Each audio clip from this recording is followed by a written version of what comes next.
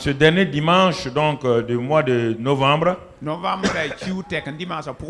message se résume comme suit, le titre, le partenariat spirituel de prière, le PSP. Il y a beaucoup de gens qui ont pris le train en marche parce qu'il y a des années, cela a été beaucoup enseigné ici pour faire la base de la vie de prière de l'église locale et de nos vies personnelles.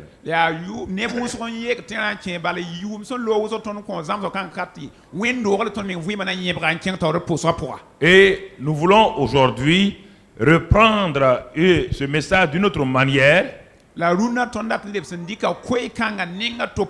pour aider les uns les autres à revoir leur vie de prière. Je l'ai dit que une vie chrétienne sans prière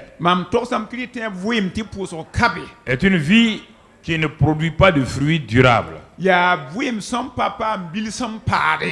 Pourquoi Satan est-il si acharné contre la prière? Pourquoi il te permet de faire tout sauf la prière? Un homme un jour est tombé dans un grand fossé. Et c'était un chrétien. Plusieurs chrétiens sont venus pour l'encourager. Le monsieur est dans un fossé profond. Le premier chrétien vient et lui dit simplement: tu es tombé dans le fossé là parce que tu as péché. Tu vois, mon frère, comme tu as péché là, c'est pourquoi un chrétien ne tombe pas dans un trou.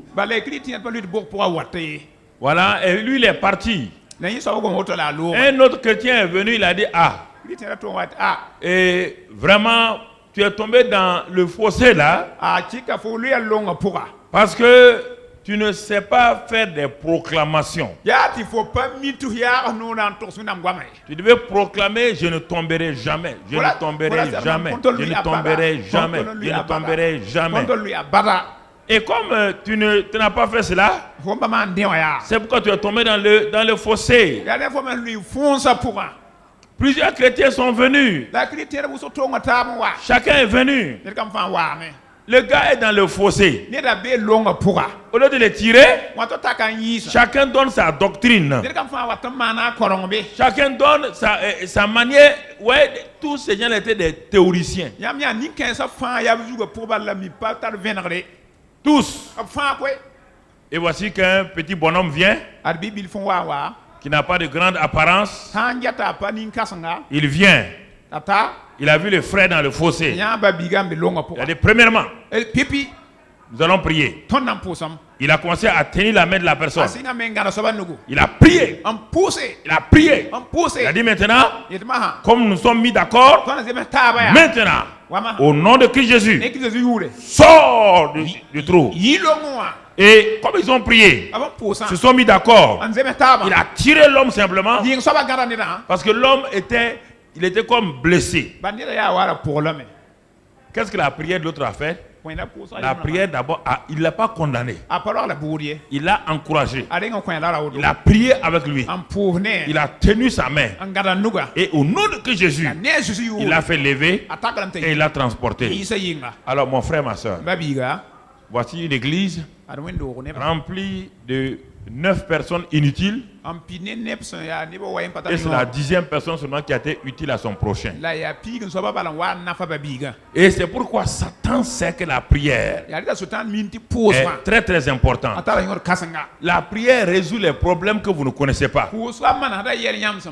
La prière te permet de prier un an d'avance pour l'événement qui va t'arriver un an plus tard. Et par la prière, tu annules l'effet de la chose qui va arriver.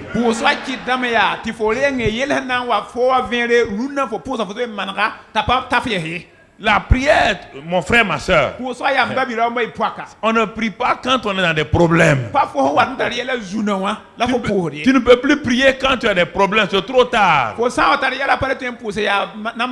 que tu n'as plus de foi ni de courage quand tu es découragé. C'est pourquoi ta vie de prière quotidienne maintient ta vie spirituelle, ton niveau de vie spirituelle. Et beaucoup de gens aussi plafonnent parce que Dieu a prévu de grandes choses pour eux, mais dans leur vie, il n'y a pas de prière. La plupart des chrétiens deviennent chrétiens et meurent sans avoir accompli leur destinée parce qu'ils n'ont pas de vie de prière qui leur permet de faire des percées surnaturelles. Je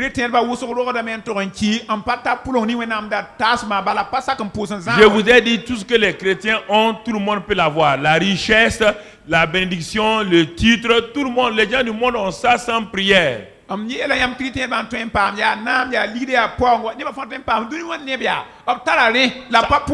Si c'est ça la bénédiction, donc Dieu bénit le païen va venir faire quoi chez toi s'il est béni plus que toi?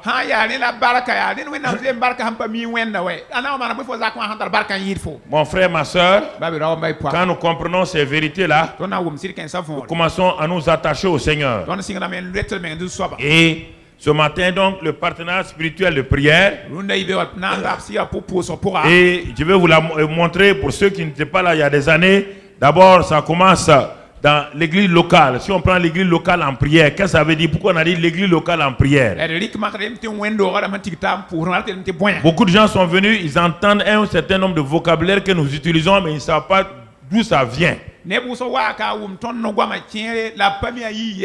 L'église locale en prière, on a pris des exemples dans la Bible et on a vu que l'église locale était en prière effectivement et voilà les résultats que ça a donné.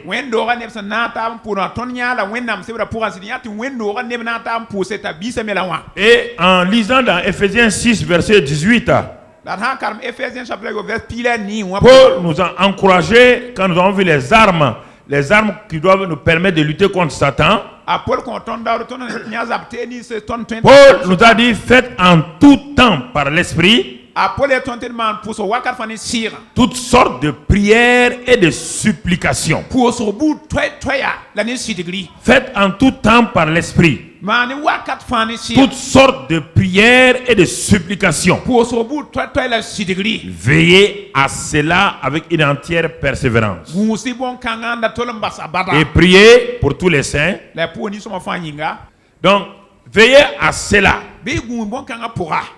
Veillez à quoi? À prier en tout temps toutes sortes de prières par l'esprit. Et veillez à cela. Alors, si l'apôtre Paul nous le dit, il sait pourquoi il l'a dit. Il sait pourquoi il l'a dit et le Saint-Esprit l'a fait écrire cela dans cette épître-là. D'abord, ça veut dire que la Bible nous dit, t'exhorte toi et moi à prier en tout temps et toutes sortes de prières. La prière n'est pas facultative pour qui que ce soit. Si tu es chrétien, tu ne pries pas, tu n'es pas chrétien. C'est clair. Si tu ne pries pas en tant que chrétien, tu n'es pas chrétien. Ça, c'est clair.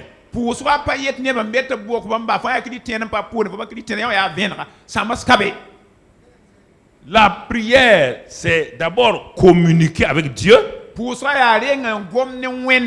C'est honorer Dieu. C'est exalter Dieu. C'est dire à Dieu que je dépends de lui entièrement. C'est s'humilier devant Dieu en reconnaissant qu'il est grand, qu'il est la source de tout et que toi, c'est par lui que tu reçois toutes choses. Alors, si tu refuses de prier, tu balayes tout ce que je viens de te dire là du revers de la main. En ce moment-là, entre toi et Dieu, il y a quoi? Il n'y a aucune relation. Ne prenez pas vos pensées pour mettre sur la Bible. Frères et sœurs, faites attention à cela. Je vous ai dit, vos positions changent. Mais ce que Dieu donne ne finit jamais. Jamais. Tu es directeur général.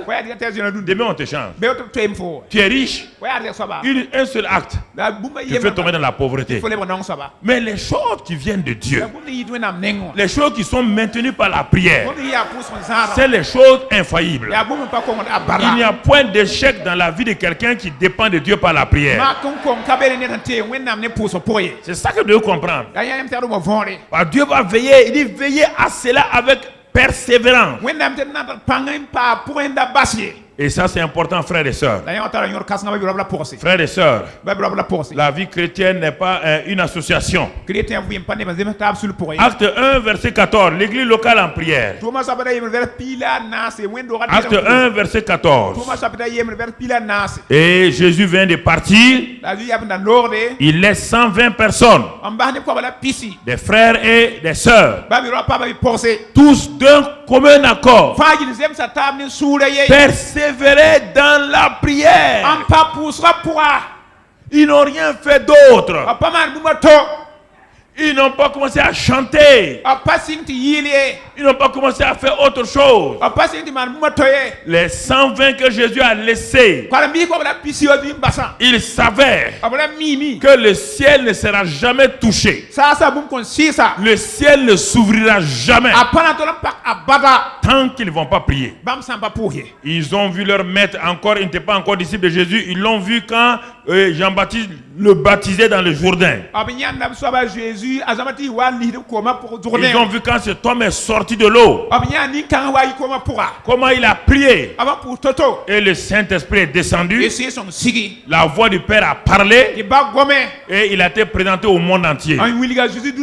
Alors ils ont compris que s'ils veulent le même Saint-Esprit, le Saint-Esprit que Jésus a reçu à travers la prière et qui est réparti au ciel, pour que le ciel s'ouvre sur leur vie, pour que le même Saint-Esprit revienne de la même manière que c'est venu par leur patron, ça doit venir de la même manière par eux. Et ils ont commencé à faire quoi?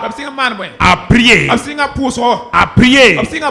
Frères et sœurs, tel maître, tel disciple. Oh, le disciple n'est pas supérieur à son maître. Alors, quelle est ta vie de prière? Tu vois? Ils ont prié 120, y compris la mère de Jésus. La mère de Jésus était une intercesseuse. Elle était là à genoux criant au Père au nom de son Fils. Parce qu'elle était une personne et un être humain.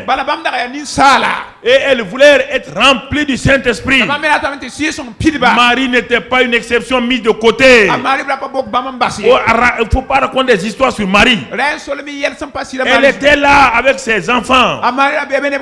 Et le fait que Marie ait des enfants ne diminue en rien sa valeur. Rien. Alors mon frère, ma soeur, elle était en train de prier à la réunion de prière pour que l'église locale commence. Et elle a continué à prier pendant 10 jours. Acte 2 verset 1 et 2. Ils ont prié pendant 10 jours. Acte 1, 2 verset 1 et 2. La Bible dit quoi? Ils étaient tous ensemble dans le même lieu. Le jour de la Pentecôte, ils étaient tous ensemble dans le même lieu. Quel lieu? Le lieu de la prière. Il n'était pas dans une maison en train de manger. Il n'était pas dans une maison en train de festoyer. Dans une maison, le même lieu de prière où ils étaient depuis 10 jours. Et verset 2. Et tout à coup, il vint du ciel un bruit comme celui d'un vent impétueux. Et il remplit toute la maison où ils étaient assis. Le Saint-Esprit est descendu de la même manière qu'il est descendu sur Jésus. Descendu de la même manière. La prière, le ciel s'ouvre, le Saint-Esprit descend, les remplit. Comme Jésus. Frères et sœurs, si tu ne pries pas, le ciel reste fermé sur ta tête. La prière de quelqu'un ne peut pas ouvrir le ciel sur ta tête. Il y a des prières, ça c'est le niveau personnel. C'est celui qui prie là, sur lequel le ciel s'ouvre là. C'est cette personne qui va aller maintenant voir quelqu'un d'autre pour prier ensemble. Si tu ne pries jamais dans ta vie personnelle, tu ne peux pas avoir un partenaire de prière parce que le partenaire de prière ne se sentira pas à l'aise. Parce qu'il ne se sentira pas à l'aise. C'est pourquoi les groupes de prière qui ont été montrés là ont des problèmes. Personne ne veut prier. Tout le monde veut aller trouver un homme ou une femme qui dit qu'elle prie. Les gens ne prient pas. Ils veulent te dire à toi de prier. Et c'est ça qui crée des problèmes. Alors mon frère, ma soeur, quelle est ta vie de prière? Quelle est ta vie de prière? Et c'est important que tu comprennes cela. Alors quand on continue, l'église locale en prière, ils ont prié, le Saint-Esprit est descendu. L'église locale a commencé. Et ça a permis à Pierre de prêcher et que 3000 convertis. Plus tard, l'église locale a commencé à avoir des problèmes. Ils ont commencé à persécuter l'église locale. Acte 4, verset 23. Quand ils ont commencé à persécuter l'église locale, qu'est-ce qu'ils ont fait? Quand Pierre et Jean ont été relâchés, ils allèrent vers les leurs, ils allèrent vers les chrétiens, ils allèrent vers les membres de l'église locale et racontaient tout ce que les principaux sacrificateurs et les anciens leur avaient dit. Lorsque les chrétiens eurent entendu, ils élevèrent à Dieu la voix tous ensemble et pleurèrent et critiquèrent. Regardez l'église locale. Ils ont compris que le secret de tout ça là, ce n'est pas critiquer, ce n'est pas s'asseoir diffamer, ce n'est pas pleurer. Tous ensemble, ils élevèrent la voix et ils parlent à qui? Au Seigneur. Seigneur, toi qui as fait le ciel, la terre et la mer, et tous ceux qui s'y trouvent. Donc vous voyez, ils ont élevé leur voix, ils ont prié. L'église locale est engagée dans un combat. Dans un combat. Dans un combat. Parce que l'ennemi veut détruire l'église. Et quand ils ont prié, ils ont crié à Dieu. On va sauter, aller un peu plus loin au verset 31, 30 et 31. Voici quand ils eurent prié, le lieu où ils étaient assemblés trembla. Ils furent tous remplis du Saint-Esprit et ils annonçaient la parole de Dieu avec assurance. Voyez encore l'église locale en prière. L'église locale en prière a commencé par la prière. Et maintenant, il continue par la prière. L'église moderne aime critiquer. L'église locale n'aime pas fléchir les genoux rapidement. Ils veulent critiquer. Comme je l'ai dit tout à l'heure là, le gars est dans un trou, il faut prier et aller l'enlever du trou.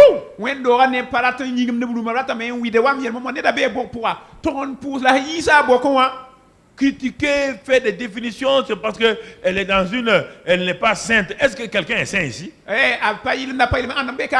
Non, comprenez-moi. Ça ne veut pas dire quand je dis que quelqu'un n'est pas saint, ça ne veut pas dire que je te donne la permission d'aller faire des bêtises. Non. Personne n'est saint par lui-même. C'est ce que je veux dire. Voilà. Je corrige ça pour que tu ne me dises pas. Le pasteur a dit que personne n'est saint. Donc, bon. On va vivre comme on veut. Non. Voilà, ok. Très bien. Alors, tu vois, l'église locale pour progresser, ils ont compris que c'est la prière. Alors, quand ils ont vu ça, et qu'ils ont vu que leur prière a une efficacité, ils ont vu Pierre, brusquement son ministère a grandi. L'homme qui avait trahi Jésus à quelques mois là, maintenant le voilà, même son ombre guérit les gens. Ce n'est pas à cause de l'onction de Pierre, c'est à cause de l'église locale. L'église locale va élever son pasteur là où ils veulent qu'il aille. Un point, c'est tout.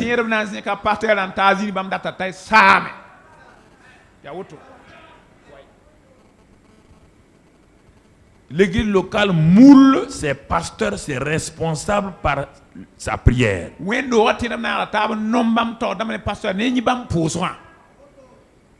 Ça, c'est important. C'est ça qu'ils ont compris. Et ils ont été surpris par la mort de Jacques, le frère de Jacques, Jean. Et quand maintenant, parce que la persécution a continué, l'église locale n'a pas fui, laissez leur pasteur. Maintenant, on a arrêté Pierre pour le mettre en prison, Hérode.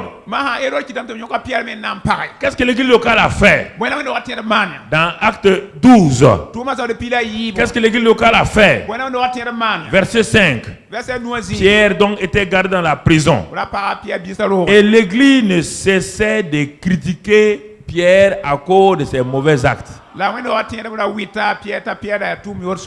L'église ne cessait d'adresser pour lui des prières à...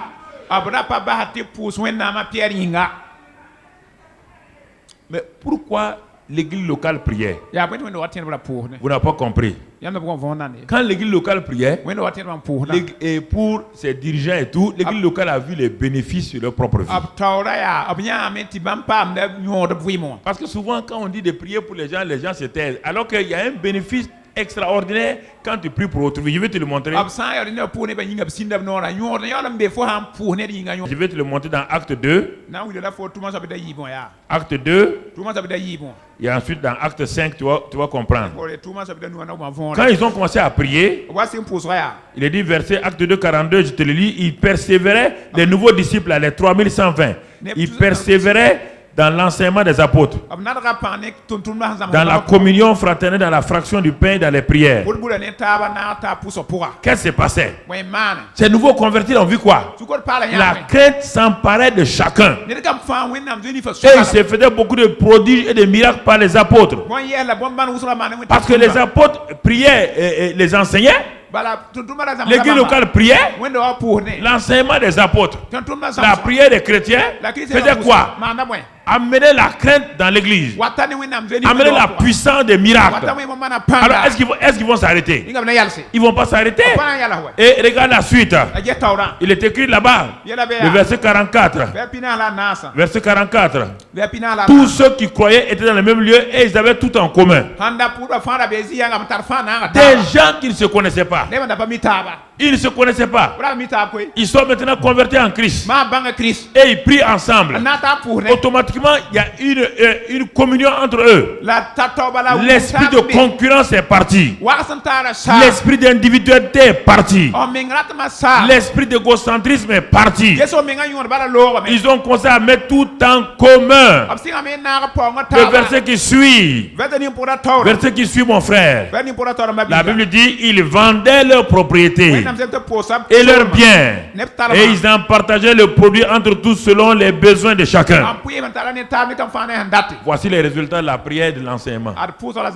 Les apôtres enseignaient, les chrétiens priaient, les deux ensemble, ça amenait une société plus que socialiste. Ça, c'est le socialisme chrétien. Pas besoin de faire politique pour ça. Pas besoin de créer un parti socialiste. Voilà le vrai socialisme. Si tu ne crois pas, ils ont continué à prier. La prière a continué à faire des effets. Va dans Acte 5 encore. Acte 4 d'abord. 4. Va dans Acte 4. Tu vas voir les effets de la prière sur l'église locale. Verset 32, 4, 32. La multitude de ceux qui avaient cru n'était qu'un cœur et qu'une âme. Parce qu'ils venaient de prier. Et le Saint-Esprit est descendu une seconde fois. Les a remplis. Donc les petites mesquineries qui restaient en eux là, tout est parti. Et maintenant ils sont quoi? Dans Acte 2, avant que le Saint-Esprit descende, ils priaient ensemble. Ils étaient tous ensemble, dans le même lieu. Mais ils n'avaient pas le même cœur. Il n'a pas le même cœur. C'était encore différent. Dans Acte 2, le Saint-Esprit est descendu. Ils ont été remplis. Regarde, bientôt, ils ont commencé à mettre tout ensemble. Il n'a pas le même cœur. Une deuxième fois, ils ont prié encore. Ils ont prié encore. Quand le Saint-Esprit est descendu maintenant, qu'est-ce qui s'est passé? Ce n'était plus leur bien, c'était leur maintenant leur cœur. Le but final de la prière, c'est d'amener une assemblée avant un seul cœur, un seul esprit. C'est pas pour faire des champions ou des individus, des personnes individuelles parmi nous. C'est pas que chacun prenne quelque chose et dit moi je fais ça. Je dis non. Pas dans mon corps là, il y a pas un champion individuel. Chaque partie de mon corps est un champion pour sa part. Et utile aux autres. Il n'y a pas un seul membre de mon corps qui est indépendant. Et la compréhension de ça dans l'église locale est très importante. Si nous comprenons ces choses-là, nous commençons à comprendre qu'est-ce que l'église locale. Mais ce n'est pas fini. Un seul cœur, c'est vrai. À cause de ça, la conséquence, nul ne disait que ses biens lui appartiennent en propre, mais tout était commun entre eux.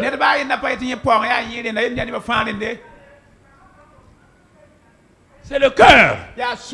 Si le cœur n'est pas un, vous pouvez vous asseoir ensemble. Il n'y a rien. C'est le cœur. Et cela ne vient que lorsque vous priez ensemble. Regardez au commencement les 120 qui étaient dans la salle là.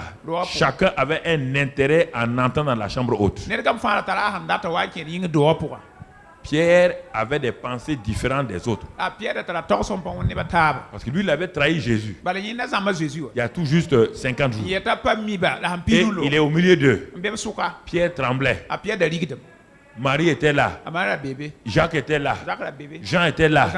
Chacun avait un intérêt en entrant dans la chambre haute. Mais quand ils ont commencé à prier, la prière a commencé à renverser les murailles. Vous ne pouvez pas prier avec quelqu'un et rester insensible et le laisser jamais. Impossible. Tu ne peux pas prier avec quelqu'un et sortir critiquer la personne. Donc tu étais hypocrite. La prière fait fondre ton cœur. Ton cœur devient comme une glace au soleil et ça se fond tout seul. Les gens ne connaissent pas la puissance de la prière. C'est pourquoi ils s'amusent. La prière, les gens viennent parce qu'ils veulent des choses. C'est pourquoi ils ne sont pas bénis. Chacun vient avec ses besoins, il ne vient pas avec le cœur. Quand on veut prier, chacun bouscule l'autre, il faut que ce soit le premier. Dans le Nouveau Testament, on ne voit pas nulle part. Parce que les gens viennent avec un intérêt égoïste. J'ai mes besoins, il faut que mes besoins soient pourvus. Ils ne s'inquiètent pas si la voisine là. Si la voisine c'est un problème. Et c'est pourquoi ils ne sont pas bénis. C'est pourquoi Dieu saute et va derrière là, va trouver quelqu'un qui est en train de prier pour quelqu'un qui est malade. À une croisade, il y a une femme qui est venue à son enfant. L'enfant était vraiment malade. Vraiment désespéré. Quand cette maman a vu d'autres enfants plus malades que son enfant, elle a oublié son enfant. Elle a commencé à avoir compassion de ses enfants. Elle a commencé à prier pour ses enfants. Elle a dit Seigneur, oh tu vois là, cette maman a son enfant. Bénis cet enfant là. Au moment où elle priait pour les autres là, elle a oublié son enfant. Et à la fin de la croisade là, elle a oublié même que de poser les mains. Son enfant était entièrement guéri. C'est ce cœur-là que Dieu demande.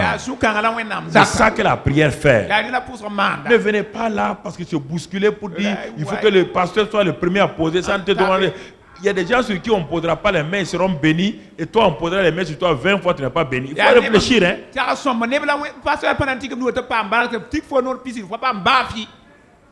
La prière rassemble les cœurs. Quand tu viens dans l'église locale, quand tu prier pour telle chose, prie pour ça. Laisse tomber tes besoins. La Bible dit que Dieu sait ce dont tu as Il sait. Occupe-toi des autres. Occupe-toi des autres. Mais il y a quelque chose dans la pensée moderne de l'Église. C'est-à-dire qu'il y a des intérêts personnels. Il faut savoir prendre soin des autres. Et tu vas voir que Dieu va prendre soin de toi. C'est ça le secret de la vie chrétienne. C'est ça le secret de la vie chrétienne. C'est parce que tes pieds prennent soin de toi, te transportent, qu'à un moment donné, toi-même tu vas prendre soin de tes pieds. C'est important que nous comprenions ces vérités. Donc nous voyons l'église locale ici. Quel résultat ils ont eu et comment ils ont été bénis. C'est pourquoi l'église locale a prié pour son pasteur Pierre. Et Pierre a été libéré par la prière de l'église locale. Et l'église locale a avancé. Les églises les plus puissantes sur la terre sont les églises qui prient. Il n'y a pas des églises qui font du bruit. Les églises qui prient dans l'intérêt des uns des autres. Regarde ta vie, mon frère, ma soeur. Regarde, depuis que tu viens là, tu es tout le temps en train de dire, quand on va prier pour nous, toi, on dit de prier pour les autres. Et quand on dit de prier pour les autres, ta voix baisse. Ta voix baisse. Tu ne pries pas pour les autres. C'est pourquoi, regarde comment les gens viennent et reçoivent et ils s'en vont. Mais à la fin, tu crois que Dieu ne t'aime pas. Dieu t'aime. Mais Dieu ne voit pas ton cœur qui prie pour les autres.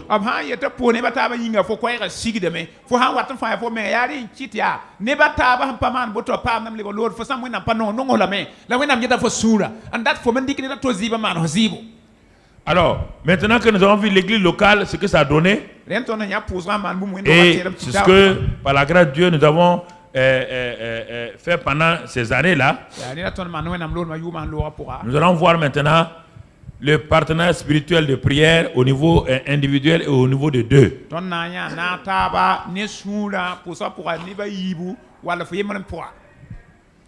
Pour comprendre cela, pour comprendre le PSP, il faut comprendre d'abord la loi des deux. La loi des deux. Pour cela, on va lire dans Ecclésiaste 4, verset 9. Ecclésiaste 4, verset 9. Deux valent mieux qu'un.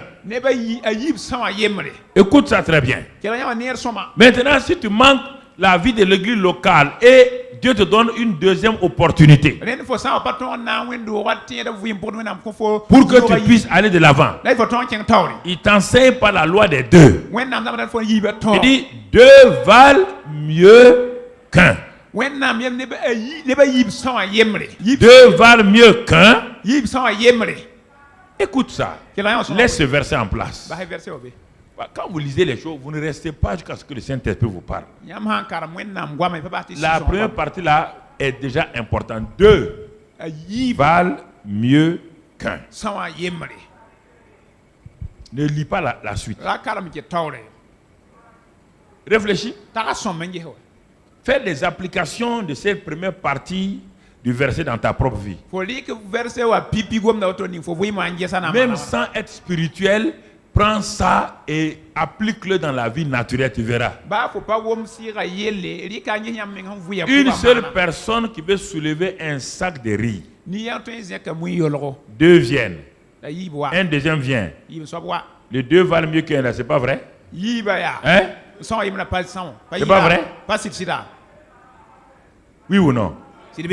Bon, dans la vie pratique, tu demandes à quelqu'un de t'aider. Si tu veux aller emprunter en banque, il te faut quelqu'un qui va te cautionner, avaliser. Dans toute chose, pour avoir des enfants, il te faut avoir une femme. Deux valent mieux. Dans tous les domaines, deux valent mieux. Mais dans le domaine spirituel, Dieu te dit que dans la prière, si ta prière seule ne fonctionne pas, cherche un partenaire de prière. Deux valent mieux. Deux valent.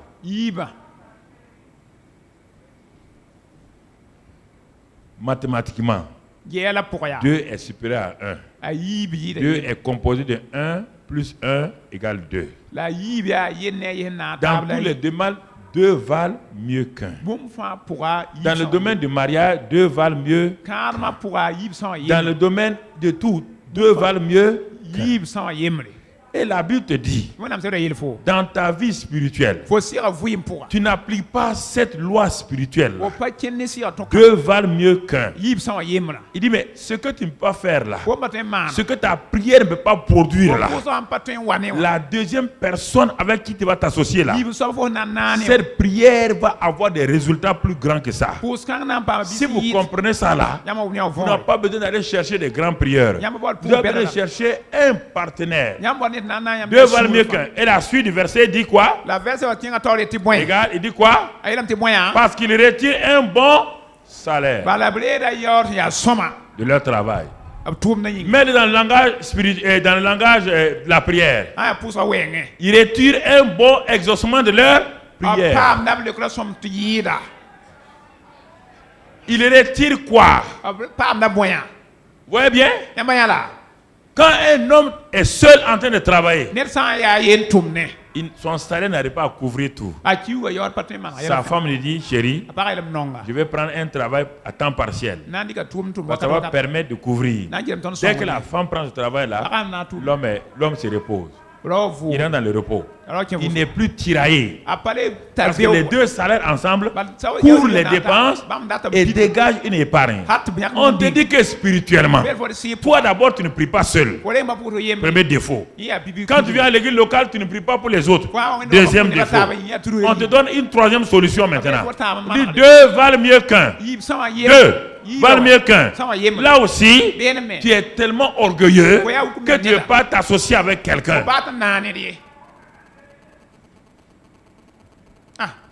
2 valent mieux qu'un. Ils retirent un bon salaire de leur travail. Un bon salaire de leur travail. Un bon salaire de leur travail. Mon frère, ma soeur, il y a des choses qu'il faut comprendre. Il faut bien saisir. Regarde la loi des 2, la suite. Car s'il tombe, leur relève son compagnon. Mais malheur à celui qui est seul et qui tombe, sans avoir un second pour le relever. La loi des 2 est une loi puissante. La suite. Qu'est-ce qu'on dit au verset 11? De même, si 2 couchent ensemble, ils auront chaud. Mais celui qui est seul, comment aura-t-il chaud? Nous sommes dans la période du froid. Demande à tous ces célibataires chroniques là, est-ce qu'ils peuvent avoir chaud?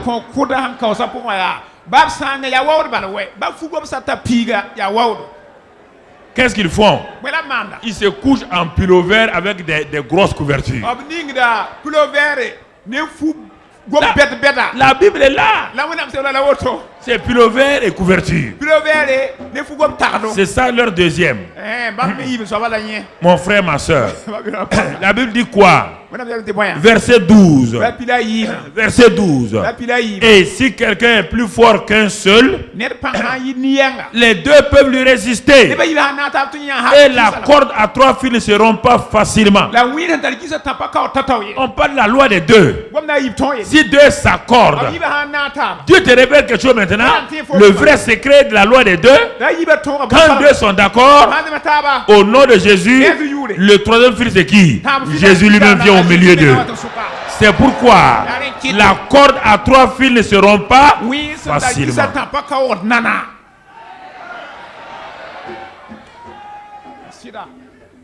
La prière fervente et efficace. C'est la prière, le partenaire spirituel de prière. Deutéronome 32, verset 30 nous dit. Deutéronome 32, verset 30. Nous dit quoi? Qu'est-ce qu'elle dit? Ce passage nous dit que un chasse 1000 et 2 chasses 10 000. Ok. Un chasse combien? 1000. La loi mathématique, c'est un chasse 1000. La loi mathématique, la loi naturelle scientifique, c'est quoi? 2 doivent chasser combien? 2000. Et la loi spirituelle dit un chasse 1000, mais deux chassent. Parce que quand les deux se mettent d'accord, le troisième qui est au milieu vient et il te fait passer de 1000 à 10 000. Vous allez comprendre tout à l'heure la loi des deux. On va voir son application dans la prière. Il y a des choses qu'il faut bien saisir. L'église locale en prière, toute l'église locale est réunie. Toi, tu n'es d'accord avec personne. Tu viens, on doit prier pour moi. On n'a pas prié pour moi aujourd'hui. Dieu dit ok. Tu pries tout seul aussi, là aussi ta vie de prière n'est pas excellente. Tu as des maigres résultats. Dieu te donne une troisième opportunité. Le partenariat spirituel et prière. Il dit va maintenant, comme tu n'arrives pas à prier dans l'église locale et tu n'as pas de résultat dans ta vie de prière, je vais te montrer autre chose. Va t'entraîner dans le partenariat spirituel et prière, le PSP. Trouve quelqu'un avec qui tu vas t'accorder et commence à prier. Mon frère, ma soeur, regarde Jésus-Christ, Luc 10 verset 1. Luc 10 verset 1, qu'est-ce qu'il a fait? Dans Luc 10 verset 1, ce que Jésus a fait, après cela, le Seigneur désigna encore 70 autres disciples et il les envoya 2 à 2. Il appliquait la loi des deux. Il les envoyait toujours 2 à 2. Toujours 2 à 2. Frères et sœurs, 2 à 2. Il les a envoyés dans tous les villages. Frères et sœurs, c'est important. Et même quand Jésus devait prier à Gethsémane, il a compris que le partenariat spirituel et prière est important. Il a amené 2 de ses meilleurs disciples. C'est vrai qu'ils n'ont pas été utiles, mais quand même, il a appliqué la loi du partenariat spirituel et prière. Donc quand tu regardes dans Acte 16, on ne va pas le lire, 27, 25 et 26, c'est Paul et Silas. Dans la prison, qu'est-ce qu'ils ont fait? Paul a dit à Silas, s'ils ne nous accordons pas, il ne faut pas que tu regardes à tes douleurs. Moi j'ai de l'expérience, toi tu es un jeune. Tu ne connais pas les épreuves, tu ne sais pas quelles sont les persécutions. Je connais une loi qu'on appelle la loi des deux. Accordons-nous. Parce que si tous les deux on se met à murmurer ici, il n'y aura rien de bon pour nous. Si on se met à se plaindre, il n'y aura rien de bon pour nous. Et il y a des situations comme ça qui sont dans une famille. Et des problèmes dans une famille. Il faut que les deux se mettent d'accord. Paul a dit à Silas, si tu veux qu'on sorte d'ici et qu'on ne soit pas cadavre, commençons à prier et à louer Dieu ensemble. Mettons-nous d'accord. Prions et passons à la vitesse supérieure de la louange. Et on va le voir dans l'adoration de la louange le mois prochain. Qu'est-ce que c'est? Il n'avait aucun instrument. Il n'y avait aucun instrument dans la prison. Aucun instrument. Donc la louange, l'adoration n'ont rien à voir avec d'abord les instruments. Il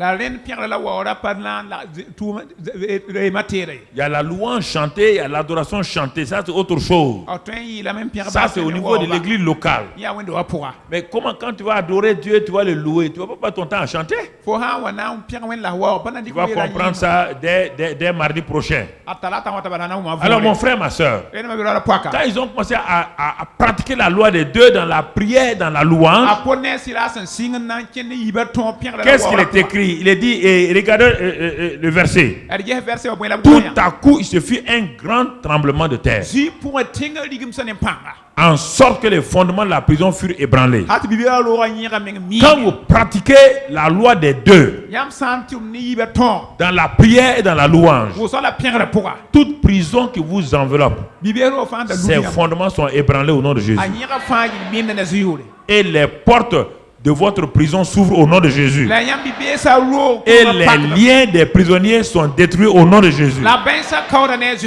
Donc, frères et sœurs, apprenons des choses de façon pratique. Et comment se fait-il que des pasteurs vont prêcher dans leur église quand les gens sortent, on ne sait pas de quoi ils ont parlé. Moi, je ne comprends pas ça. Je ne peux pas admettre, ce n'est pas une critique. Comment quelqu'un va mettre son enfant dans une école où régulièrement au CEP, il y a tout juste 3 sur 20. 3 sur 20, tu sors ton enfant de là-bas parce que toute sa destinée est gâchée. Dans une église, on ne t'enseigne pas la pratique et tu restes pour faire quoi? Ta vie éternelle est mise en danger. Ce n'est pas une affaire de dénomination. Et ça,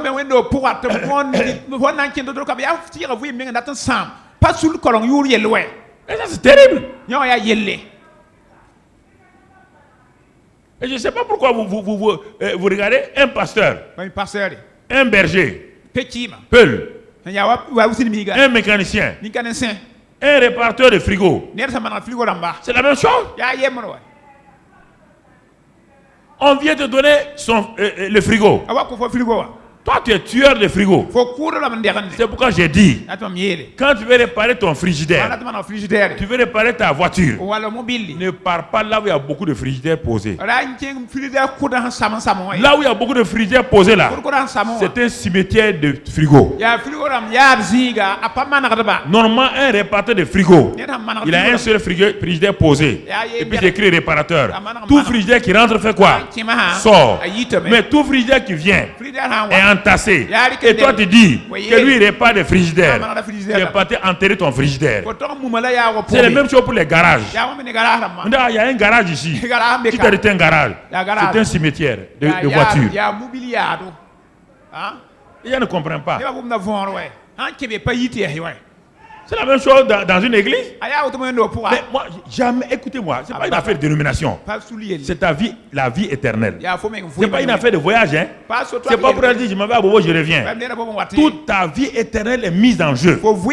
Tu pars, le monsieur ne te donne rien à manger. Tu es faible. Satan te maltraite. Ta famille est maltraitée. Tu restes là-bas parce que tu es né dans cette dénomination-là. Tu es un insensé. Tu es un insensé. Écoutez-moi, je vous pose la question. Vous allez chez un chirurgien. Et il y a 10 malades assis chez le chirurgien. Le premier rentre, cadavre. Deuxième rentre, cadavre. Troisième rentre, cadavre. Vous allez faire quoi? Vous allez rester? Vous allez partir. Alors, c'est la même chose, frères et sœurs. C'est la même chose. Pose la question. Il faut que les gens écoutent. C'est logique là. Ma vie éternelle. Tu vas mettre ma vie éternelle en danger parce que je suis né dans la dénomination. Je m'en fous. Je m'en vais. Ah non, non, non. Je refuse. Je refuse. Frères et sœurs. Ah, c'est important. Important que tu comprennes ces vérités. Important que tu comprennes ces vérités. Alors, frères et sœurs, la loi des deux. Tu comprends? Jésus envoyait 2 à 2. Et la loi des deux, mon frère, quand on regarde la vie d'Abraham, au moment où Abraham a commencé à monter, il a commencé à avoir du succès. Dieu est venu poser un problème à Abraham un jour. Il dit à Abraham, je suis descendu pour voir Sodome et Gomorrhe.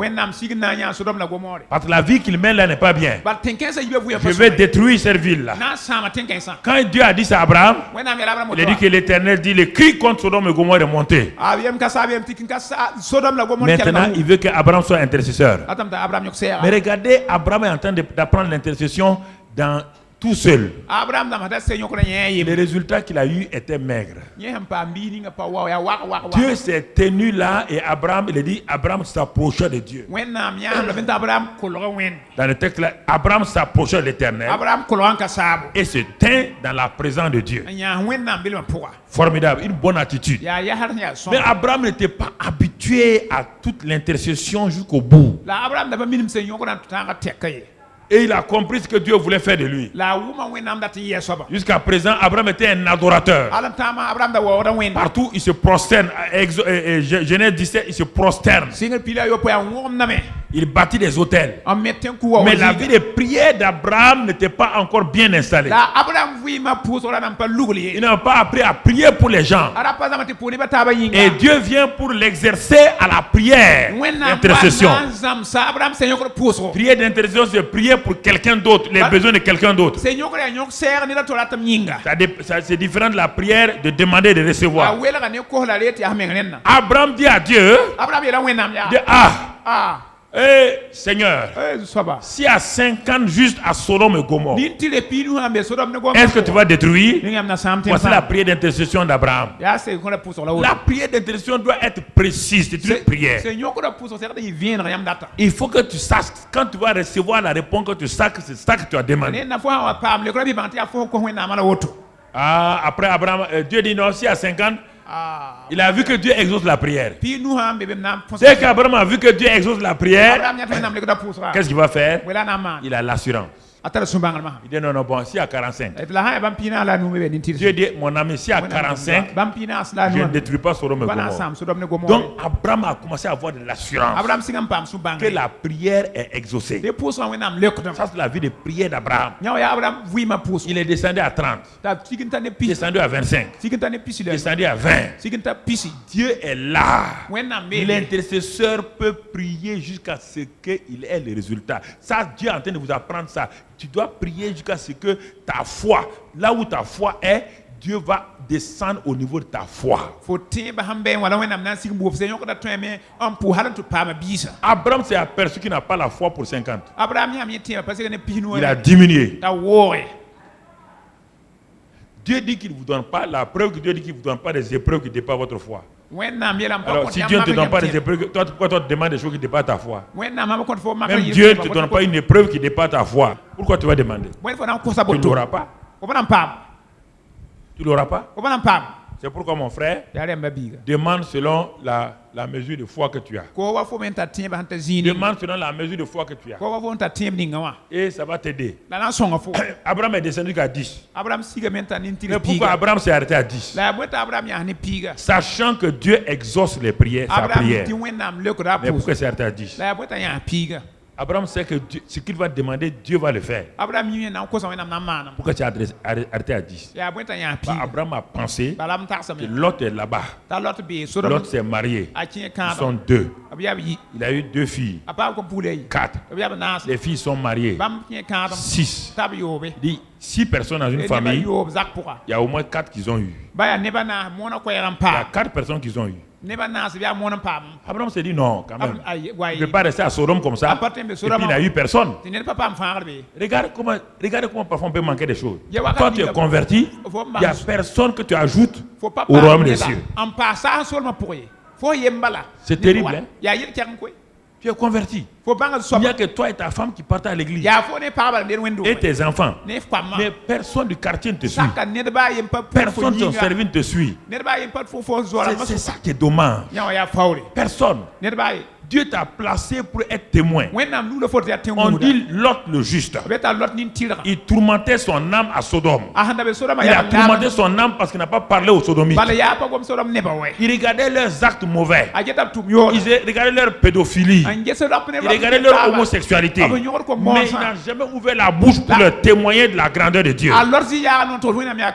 Alors qu'Abraham a été suscité pour montrer au monde la grandeur de Dieu. Abraham a été suscité pour révéler au monde le Dieu Tout-Puissant. Tu as été suscité pour montrer au monde le Dieu Tout-Puissant. Mais si tu restes fermé, tu ne parles pas de Dieu à quelqu'un, alors les gens vont périr. Mais Dieu dit, tu es sûr qu'il y a 10 personnes? Il dit non, je suis sûr qu'il y a 10 personnes. Tu es sûr? Ça veut dire que Dieu voulait dire à Abraham, si tu descendais même à 2 personnes, je vais épargner Sodome et Gomorrhe. Votre prière doit aller descendre jusqu'au niveau des plus faibles de votre famille, des féticheurs de votre famille. Ne priez pas pour les justes seulement de votre famille. Dieu est prêt à vous exaucer. Si votre prière là descend pour arriver jusqu'au plus méchant de votre famille. Mais si vous dites, ah non, moi mon oncle est féticheur, ça va être un problème. Est-ce que vous entendez? Donc vous devez prier de telle manière. Mettez les noms de vos gens devant vous. Criez leur nom. Jusqu'à ce que Dieu vous exauce. Dieu n'est pas méchant. Regardez, il y a des gens qui sont méchants. Mais Dieu a trouvé quelqu'un pour intercéder. Mais toi, tu es là, tu juges les gens. Ah, ma tante est sorcière. Mon oncle est ceci ou cela. Non, Dieu te dit. Et je t'ai révélé ça pour que tu pries. Dieu a détruit Sodome et Gomorrhe. Il a sauvé seulement la famille de Lot. Mais toute la ville a été détruite. Frères et sœurs, la prière est importante. Quand nous comprenons ces choses-là, nous allons découvrir la réalité de la prière. La réalité de la prière. Et mon frère, donc la prière tout seul, quand on est seul, et s'il avait associé sa femme, Sarah, comme une femme, elle a dit non, continue. Descends le nombre là encore. Abraham, descends le nombre là. Moi, je connais ton neveu l'autre là. Il est paresseux, hein? Diminue.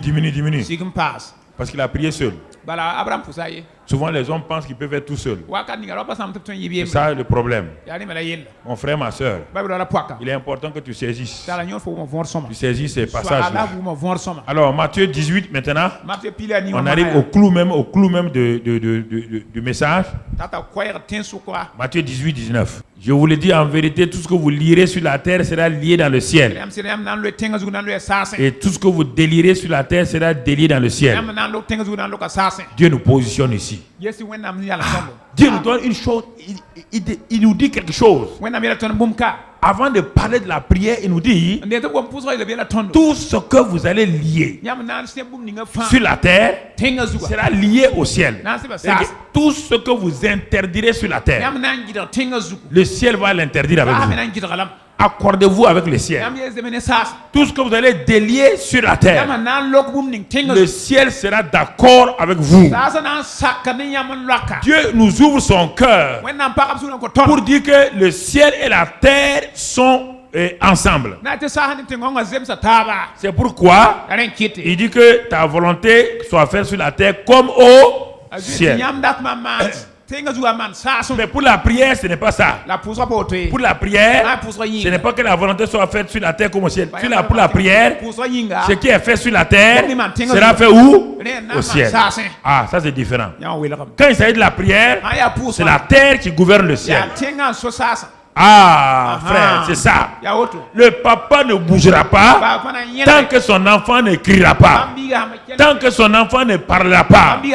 Arrêtez de dire que Dieu est souverain et vous allez mourir, laisser la souveraineté de Dieu. Dieu veut que tu cries. Il dit, oh, toi qui écoutes la prière, tous les hommes viendront à toi. Alors mon frère, ma soeur, change ta vie de prière. Change ta vie de prière. Alors, verset 19 maintenant.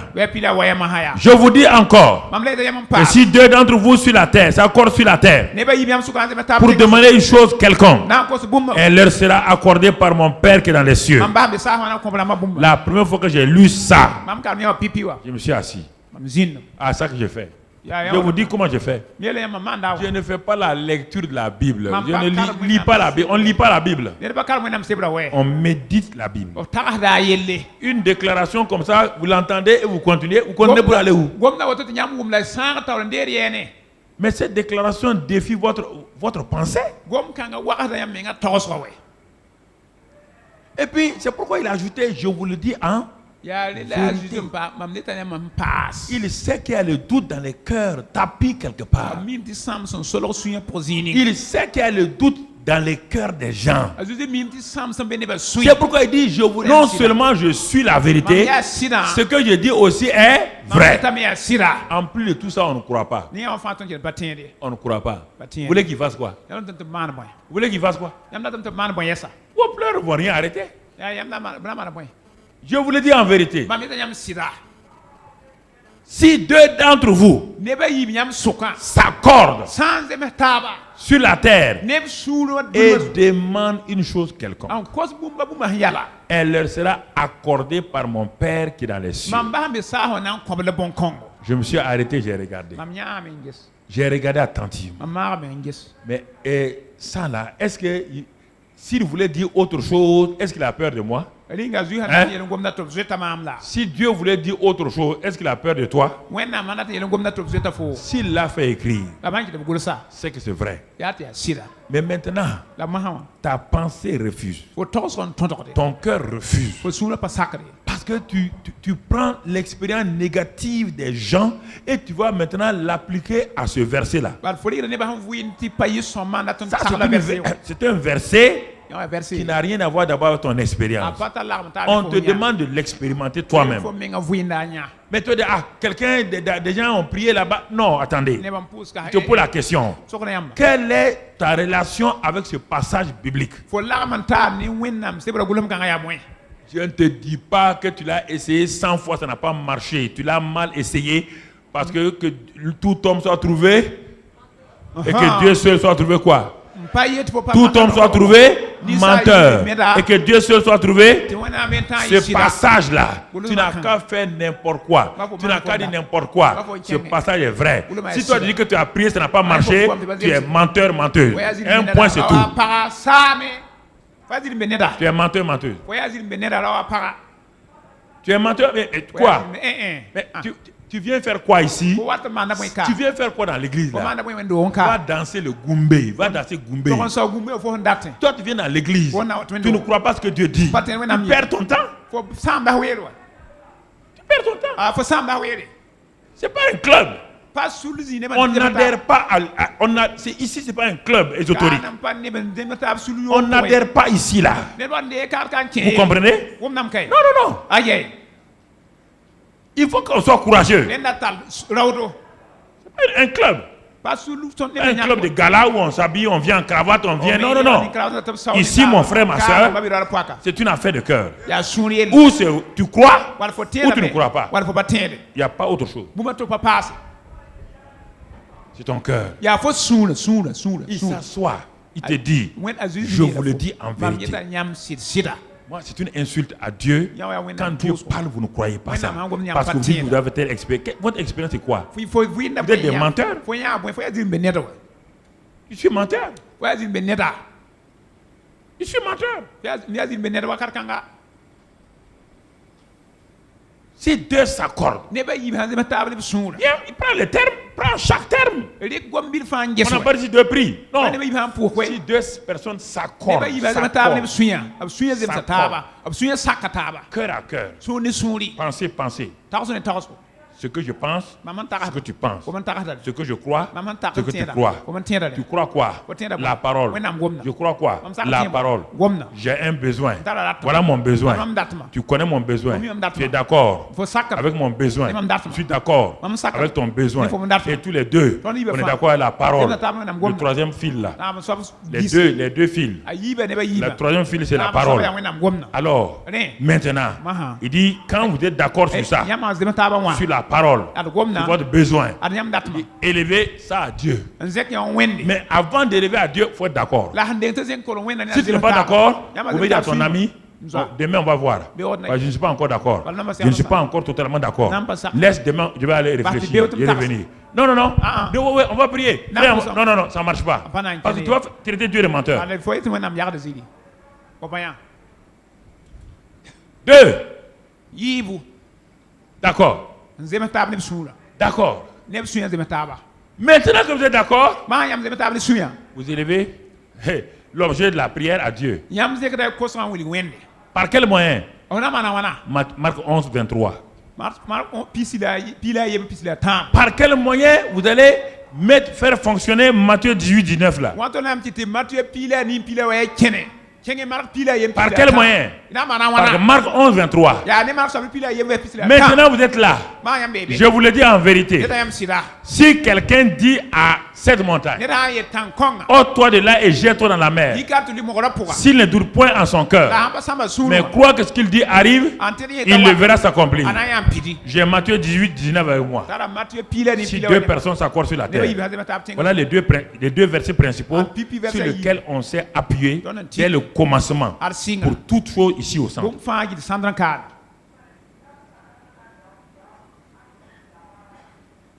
Si deux d'entre vous s'accordent sur la terre et demandent une chose quelconque, elle leur sera accordée par mon Père qui est dans le ciel. Donc, vous êtes où? Sur la terre. Dieu est où? Alors, c'est pourquoi il a dit que tout ce que vous lirez sur la terre sera lié au... Regardez comment Dieu est correct. Tout ce que vous allez lire sur la terre sera lié au ciel. Donc la terre ordonne pour la prière, la terre affecte le ciel et le ciel répond.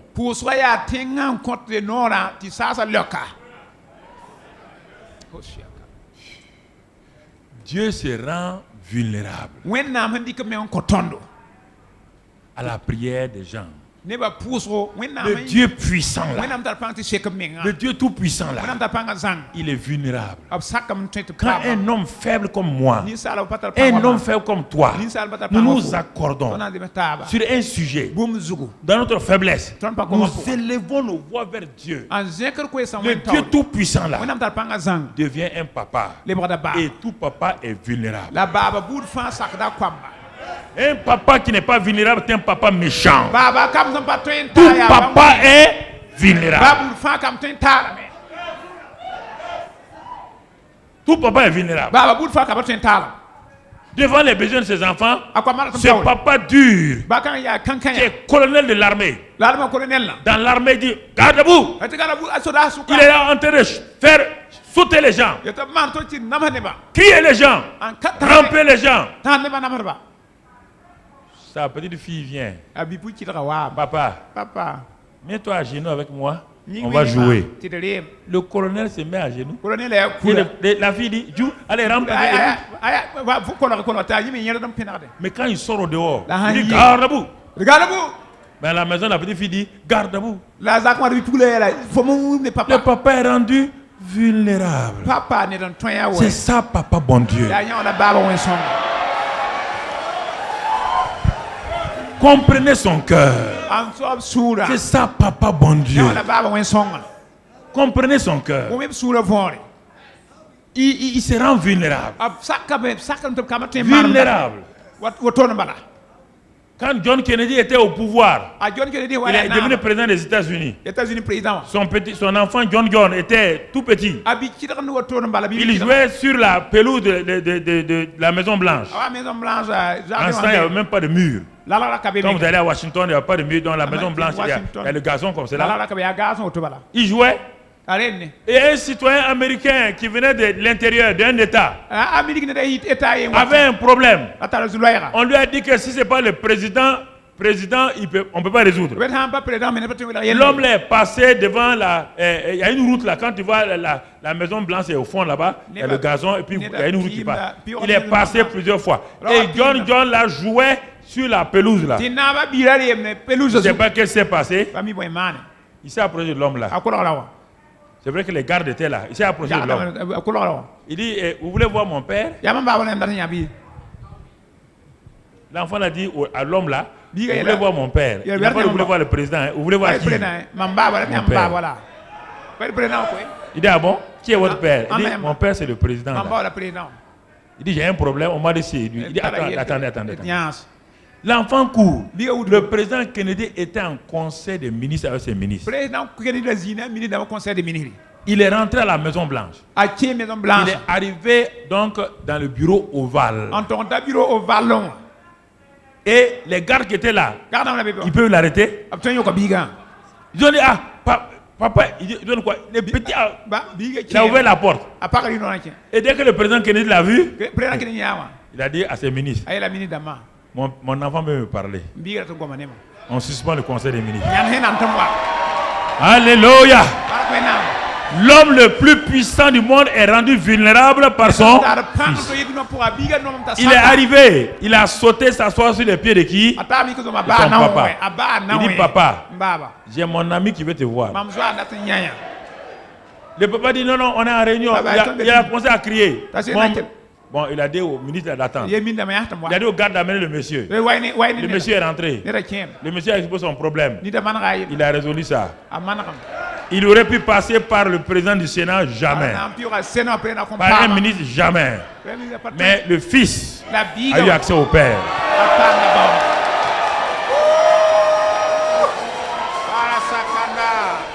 La prière de tout fils a accès au Père. Ayez cette confiance en vous. Ne vous méprisez pas comme des misérables, comme des malheureux. Vous êtes un fils. Vous êtes un fils. Ayez confiance dans votre prière. Alors, si un fils est entendu, deux fils qui s'accordent, mais le ciel répond. Le ciel répond. J'ai dit que le ciel vous répond. En ce mois de novembre, le ciel est ouvert sur votre vie et vous répond. Dans le nom de Jésus. C'est pourquoi dans Jean 14, 14, Jésus dit ceci. Jésus parle de lui-même maintenant, il ne parle pas du Père. Il dit, si vous demandez quelque chose à mon nom, je le ferai. Dans la version grecque amplifiée, il est écrit ceci. Si vous exigez quelque chose en mon nom, et même si la chose n'existe pas, je le ferai. Je le ferai. Donc le Père a dit qu'il va le faire. Le Fils a dit qu'il nous répond. Alors mon frère, ma soeur, utilise Marc 11, 23. Comment? Quelques témoignages pour terminer. Un jour, un grand homme appelé Smith et Wigglesworth, l'apôtre anglais, il était dans sa maison. Il a reçu un coup de fil d'une dame pour lui dire que de venir l'aider vraiment. Il y a un problème avec son mari. Bon, l'apôtre n'a pas répondu le même jour. Il a attendu quelques jours et puis il est parti chez la femme. Quand il est arrivé chez la femme, dès que la femme a ouvert la porte, la femme a commencé à pleurer. Il dit, hey, homme de Dieu, vous êtes venu trop tard. Smith Wigglesworth a répondu que je ne viens jamais trop tard. Dieu ne vient jamais en... Dieu ne vient jamais en... C'est ça. Dieu ne vient jamais en retard. Ne mettez pas vos pensées sur Dieu. Dieu aurait dû venir hier. Quand Jésus est arrivé au tombeau de Lazare, là, il est venu en retard. Marthe a dit qu'elle est venue en retard. Est-ce que Jésus a accepté? Marie a dit, si tu avais été là, est-ce qu'il a accepté? Il a dit, je suis là. Maintenant, oui ou non? Frères et sœurs, laissez tomber vos expériences négatives. C'est ça qui vous crée. Vous êtes malheureux, vous n'êtes jamais content. Mais vos erreurs ne changent pas Dieu. Parce que vous dites, si Dieu était comme ça, si Dieu n'est pas comme ça, il faut aller ailleurs, va adorer le diable et laisse-moi tranquille. Si Dieu n'est pas ce que moi je dis là, sors, va adorer le diable, adorateur de diable partout. Va adorer le diable. Comment tu vas venir adorer quelqu'un dont tu n'es pas confiant, tu doutes de lui, son caractère. Comment moi je vais marcher avec toi, tu doutes de mon caractère? Comment je vais marcher avec toi? Jamais. Quand même. La Bible dit que deux peuvent-ils marcher ensemble sans être au préalable d'accord? Qu'est-ce qu'un ami? Un ami, c'est quelqu'un qui a confiance en toi. Il sait que tu as des faiblesses. Mais malgré ça, il a confiance en toi. Oui ou non?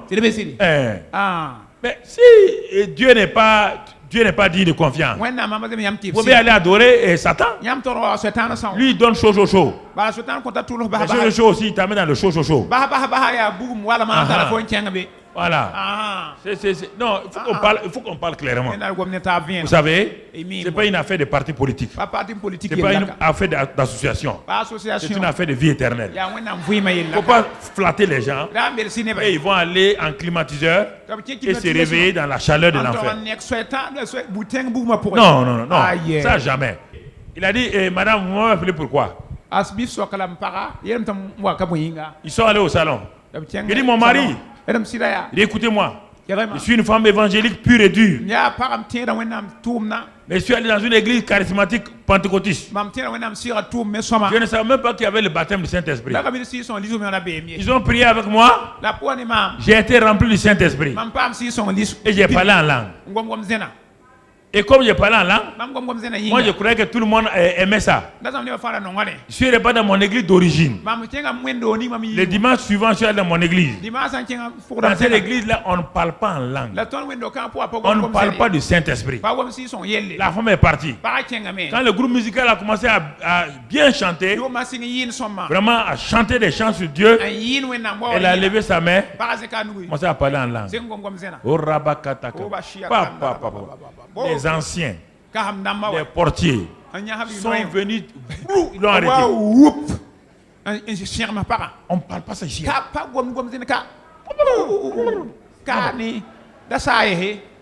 Et à la fin du culte, ils ont dit à son mari, si ta femme n'arrête pas de parler en langue, on va l'excommunier. Le mari arrive à la maison fâché. L'orgueil masculin. Puisqu'il fait partie du comité. Il dit à sa femme, tu arrêtes cette bêtise-là. Tu choisis entre le parler en langue et moi. Entre le Saint-Esprit et moi. Ma femme a répondu à son mari, je t'aime beaucoup, mais je choisis le Saint-Esprit. Il dit quoi? Tu choisis le Saint-Esprit. Tu as 10 jours. Je te donne 10 jours. Tu réfléchis à l'acte que tu vas poser là. Réfléchis, hein? Dans 10 jours, tu viens me répondre. C'est le 10e jour là. Le matin, quand il s'est levé, il a dit, asseyons-nous. On ne boit pas café, hein? Tu as choisi qui? Moi ou le Saint-Esprit? Elle a dit Saint-Esprit. Le gars a ramassé bagage. Il est parti. C'est ce jour-là que ce musique est venu. Elle a dit c'est trop tard là. L'homme de Dieu est venu, c'est ce matin-là qu'il est venu. Dieu ne vient jamais en retard. Dieu vient au bon moment. Au moment où tout semble désespéré, il entre. Dieu est venu. Est-ce que Dieu est venu? Dieu a accompagné les 3 amis de Daniel dans le feu. C'est quand ils sont tombés dans le qu'il est venu. Oui ou non? C'est comme ça. Dieu vient dans ton feu. J'ai dit que Dieu ne vient jamais en retard.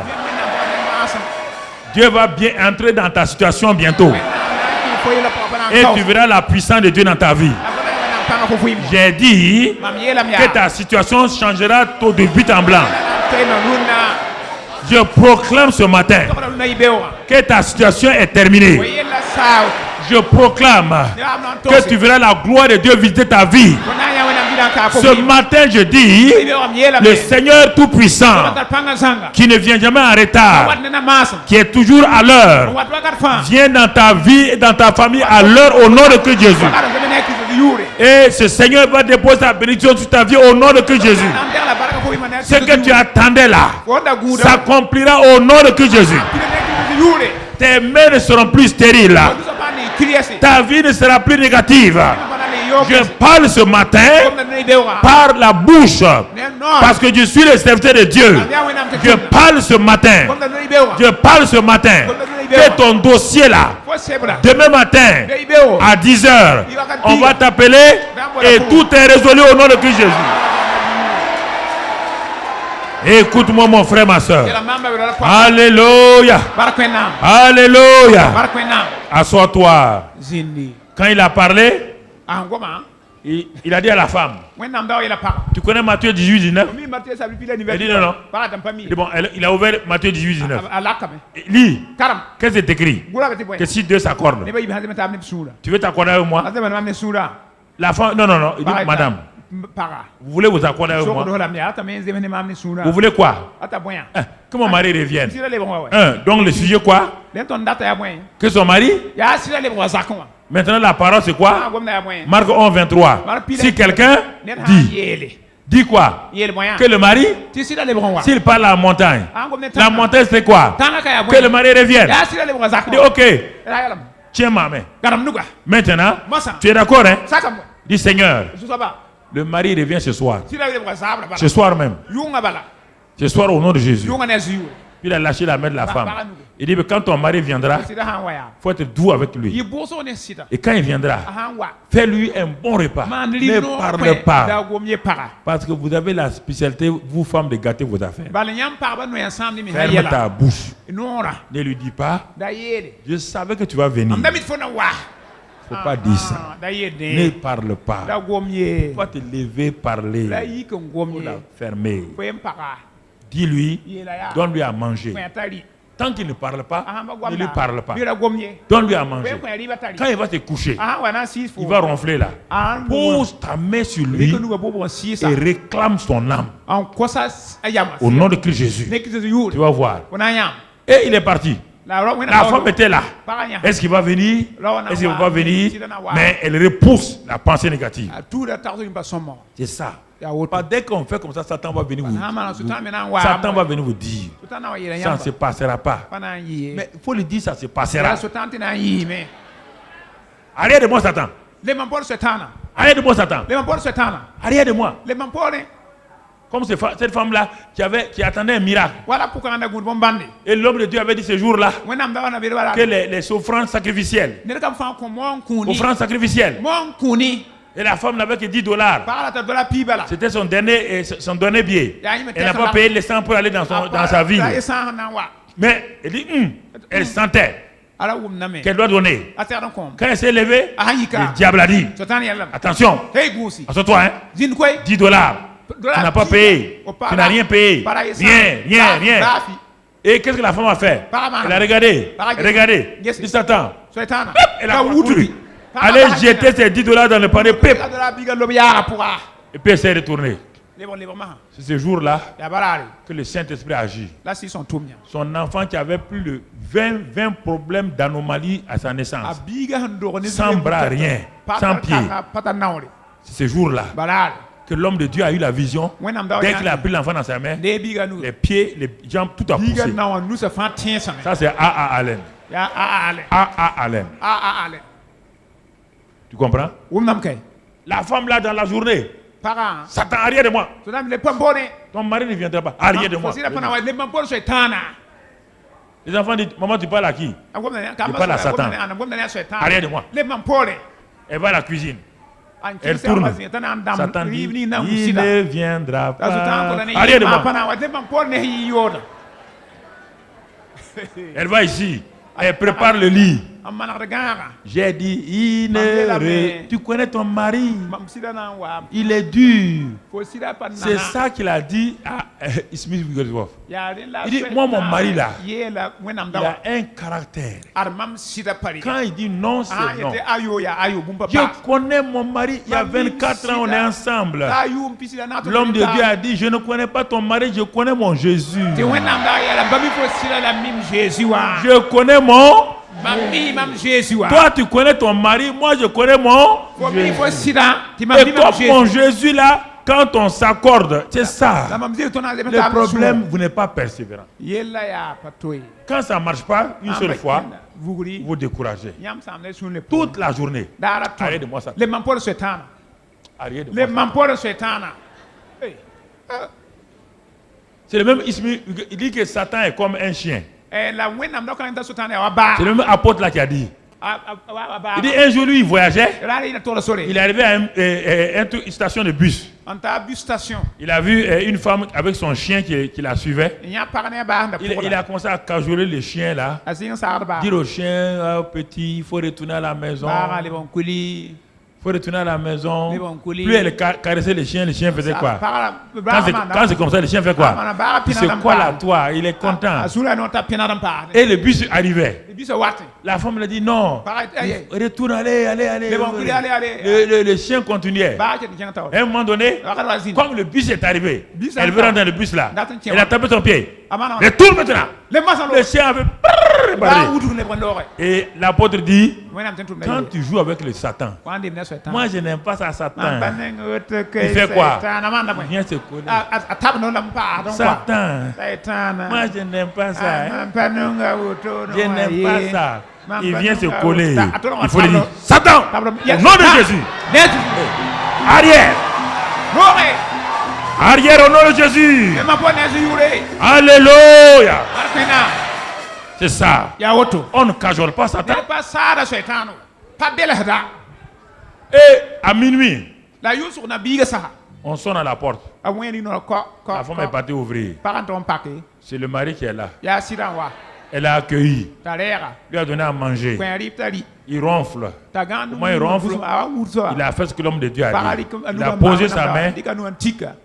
L'homme s'est réveillé. Il s'est mis à genoux. Il a dit à sa femme, je veux maintenant recevoir Christ même. Et il a été rempli cette nuit du Saint-Esprit. Lui aussi, il a commencé à parler en langue. C'est ça la prière d'accord. C'est ça le partenaire spirituel de prière.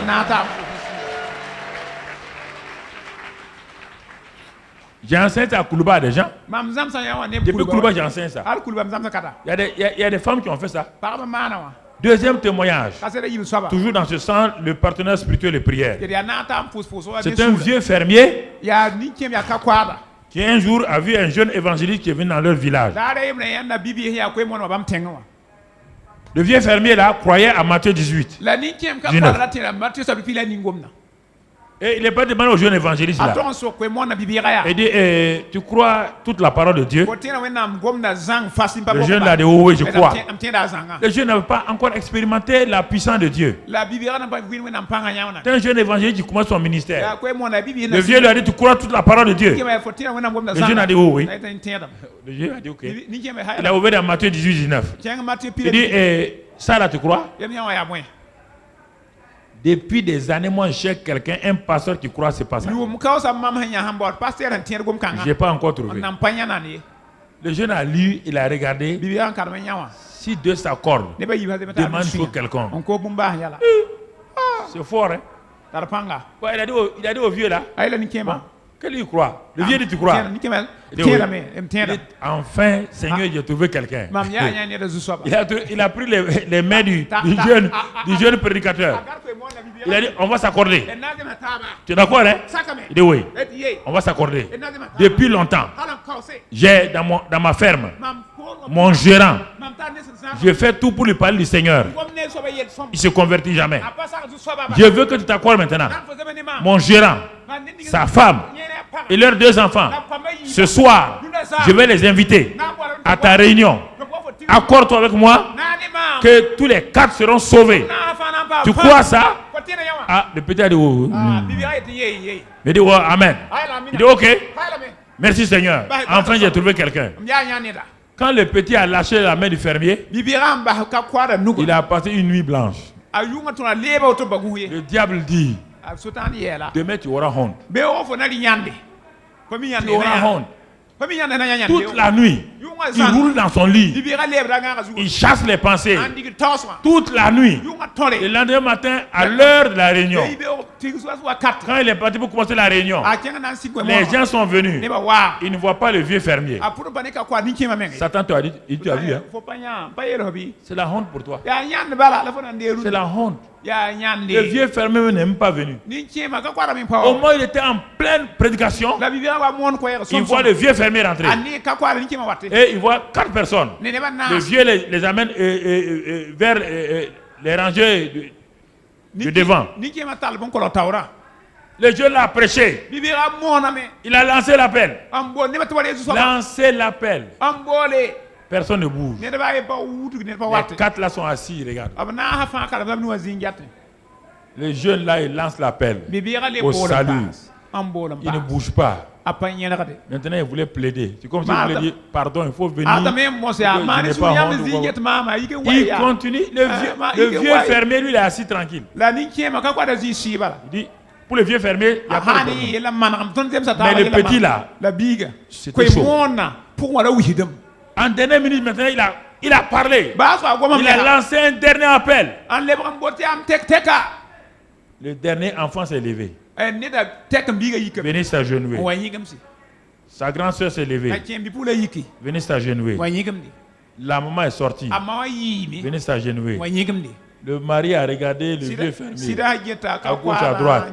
Il s'est levé. Venez s'agenouiller.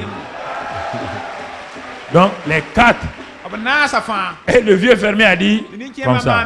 Quand la réunion est finie, il vient trouver le jeune évangéliste. Il dit, tu es d'accord? Maintenant c'est mon voisin. Et le jeune dit, même si l'homme là disait que le ciel n'a qu'à descendre, il est d'accord. Parce que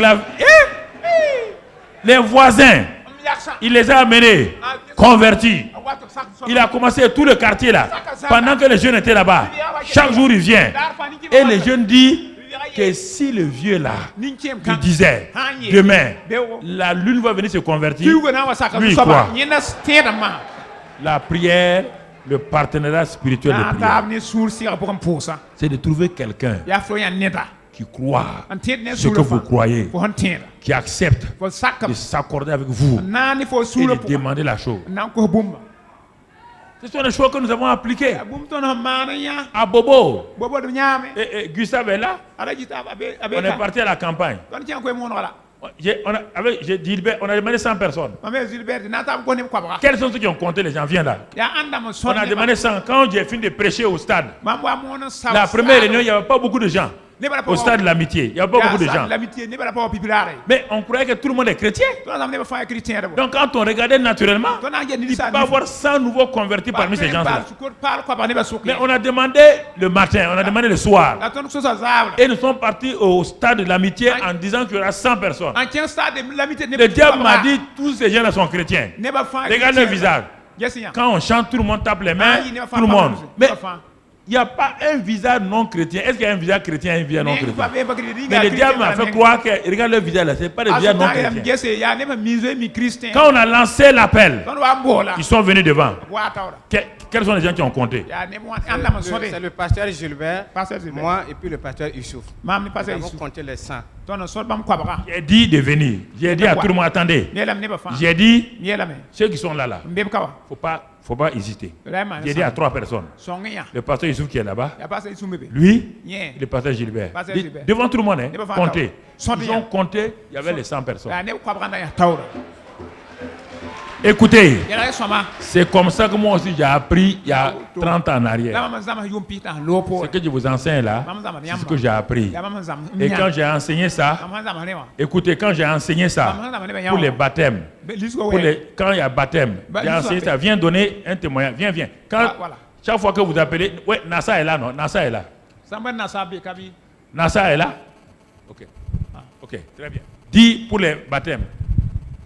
Avec le frère Nassa ou avec Gustave ou avec une des mamans, on s'accorde, on réclame 10, 12, 15 personnes et on lance l'appel et les 12, 10 ou 15 personnes se lèvent et on les compte.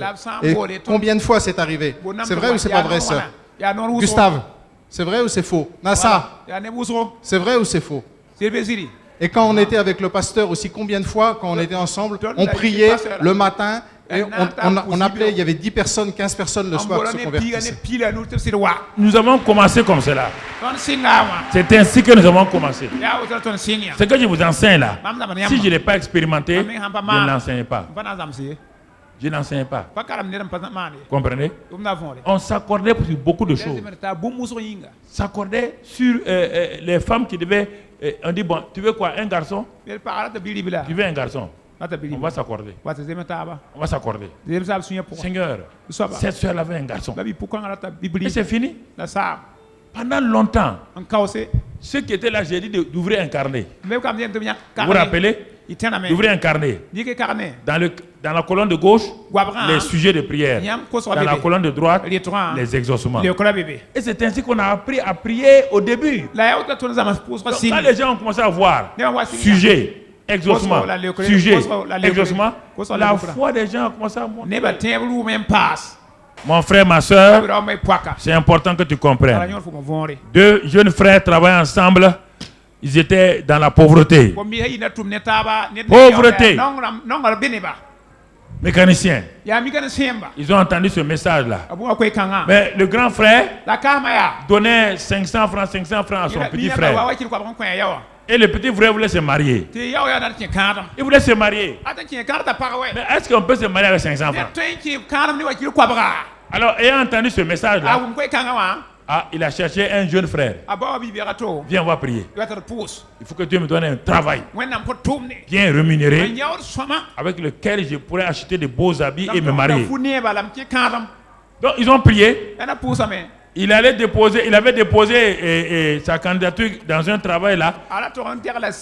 Et on lui avait dit qu'il y avait 2000 candidats avant lui. 2000 personnes inscrites avant lui. 2000.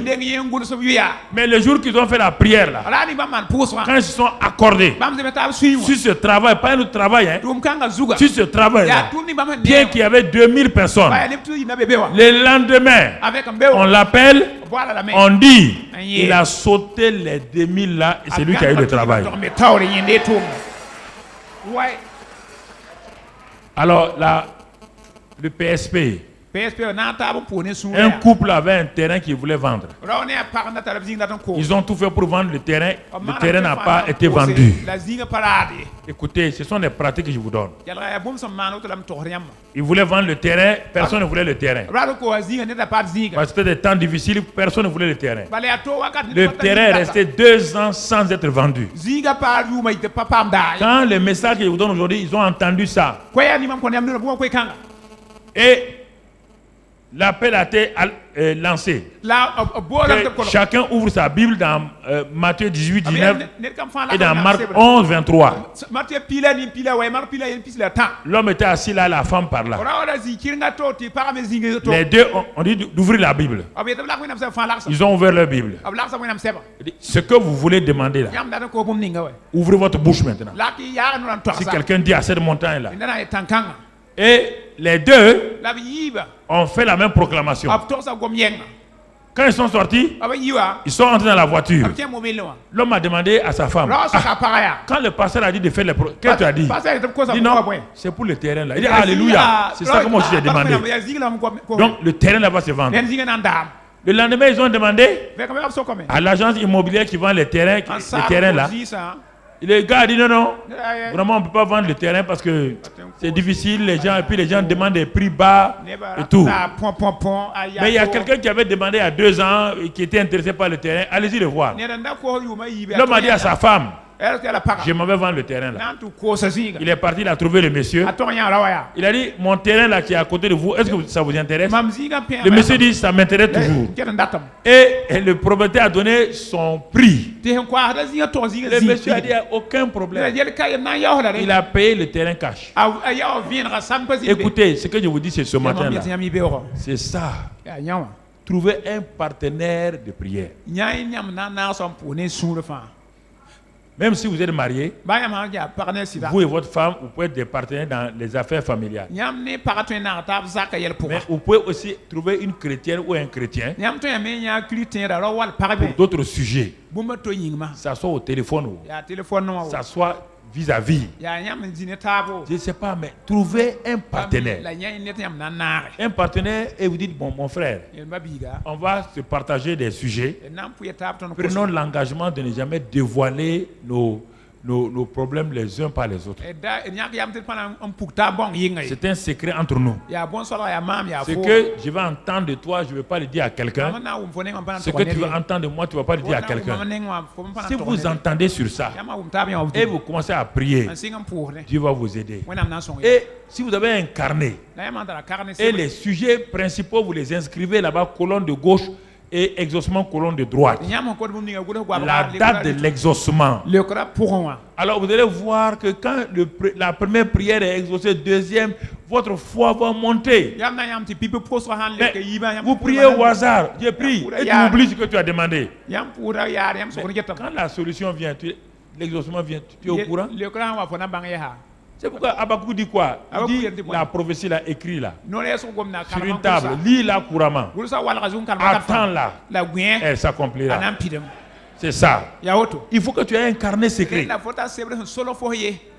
Toi et ton partenaire, accordez-vous sur ça. Si vous voulez des sujets de l'église, vous avez vu des choses qui ne vont pas à l'église, il ne faut pas critiquer. Dites, viens mon frère, on va prier ensemble. C'est comme ça que les gens ont transformé leur pasteur, ont transformé les groupes musicaux, ont transformé les chorales. C'est ainsi que les gens ont transformé des hommes de Dieu. Parce qu'ils se sont mis d'accord pour prier. Critiquer, ça ne vous donne rien. Parler mal, ça ne vous donne rien. Mais vous accordez. Faites du bien aux autres. Ça vous fera du bien. On n'a pas dit cette prière-là va prendre 1 heure, 2 heures. Non. C'est de vous accorder. En 30 minutes, prenez la parole. Regardez la parole. Jusqu'à ce que vous soyez convaincus. Et maintenant, dites, c'est le mari là. Il ne veut pas se convertir. Ma soeur, ne décourage pas. On va prendre, croire au Seigneur Jésus-Christ. Tu seras sauvé, toi et ta famille. Toi, tu es sauvé. Ton mari n'est pas sauvé. Appuyons-nous sur ce passage-là. Acte 16. Appuyons-nous sur ça. Et maintenant, proclamons. Accordons-nous. Et demandons. Certains parfois ont dit, mais certains ont dit 15 jours. D'autres ont dit 3 mois. Ça s'est passé. Le seul domaine, ça ne peut pas se passer automatiquement, c'est le domaine de la prière. Tu ne veux pas t'accorder avec quelqu'un pour que dans cette semaine-là, tu sois marié. C'est pas impossible, c'est difficile. Il faut 30 jours de quoi? Même si vous voulez, il faut aller à la mairie 30 jours, non? Voilà. Il n'y a pas de mariage miracle comme ça. Ce qu'il faut, c'est le fiancé miracle. Fiancé miracle, c'est possible. Seigneur, tu vois ma soeur, maintenant là, Dieu a un mari pour moi. Dieu a un mari, un très bon mari. Pas n'importe qui. Viens, on va s'accorder. Viens, on va s'accorder. Prions. Crions à Dieu. Proclamons. Et restons sur ça. Et c'est fini. Maintenant, quand Dieu va te donner un mari là, vous allez vous marier au... Il y a plein de sujets, les affaires. Vous voulez commencer une affaire. Mettez-vous d'accord avec quelqu'un, votre partenaire. Mettez-vous d'accord avec un partenaire. Mettez ça sur un papier, écrivez. Vous voulez soumissionner à un marché. Mettez-vous d'accord avec quelqu'un. Et soumettez ce marché-là et écrivez ça quelque part. Et continuez à arroser ça par l'adoration et l'action de grâce. Quel est le domaine de votre vie? Quelqu'un vous doit de l'argent, il ne paye pas. Mettez-vous d'accord. Donnez son nom à Dieu. Le type là me doit l'argent. Il ne veut pas payer, Seigneur. Nous nous accordons pour que de toute manière, Seigneur, tu as dit que chacun doit payer sa dette. Alors, mets sur lui tout ce que tu dois mettre pour qu'il rembourse l'argent là au nom de Christ Jésus. Dieu va mettre le feu sur la personne. Il va venir payer ton argent en plein midi. Écoutez frère, je vais m'arrêter là. C'est important pour vous. C'était notre dernier message du mois de novembre. Et que Dieu vous guide. Pratiquez cela. Lève ta main. Dis avec moi, Seigneur, merci pour cette parole. La prière de partenaire spirituel et prière. Je crois, Seigneur. Je vais pratiquer cette parole. Je m'attends à un changement dans ma vie de prière. Je m'attends à des exaucements puissants. Et je m'attends à ce que ta gloire soit manifestée. Désormais, j'ai une base spirituelle, un fondement sur lequel je m'appuie. Matthieu 18, 19, Marc 11, 23. Et je sais que la loi des deux va fonctionner dans ma vie désormais. Dans chaque sujet principal, je vais m'accorder avec mon partenaire et je verrai ta gloire me remplir, réaliser mes desseins. Merci Père, parce que tu m'as entendu, tu m'as exaucé. Que toute la gloire te revienne au nom de Jésus. Amen. Acclame le Seigneur.